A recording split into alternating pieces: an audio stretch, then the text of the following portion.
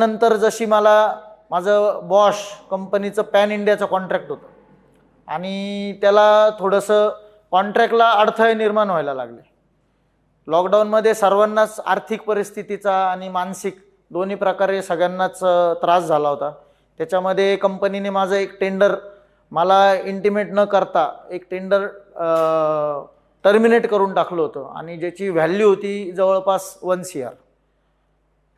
तरीसुद्धा मी माझ्याकडे असलेले 30 एम्प्लॉई आणि माझा बिझनेस मी त्यांच्याशिवाय चालवू शकत होतो आणि मी पूर्ण एक लॉकडाऊनची लाट मी त्यांना घरी बसल्या पगार देत होतो. आणि तो पगार देण्याचं इंटेन्शन माझं एवढंच होतं की ते माझे एम्प्लॉई आहेत, ते माझ्याकडनं पैसे नाही मागणार, मग कोणाकडे मागतील. अशा लॉकडाऊनच्या परिस्थितीमध्ये ज्यावेळेस हातावरचे कामं पण थांबलेली होती त्यावेळेस त्यांना माझं सहकार्य होतं.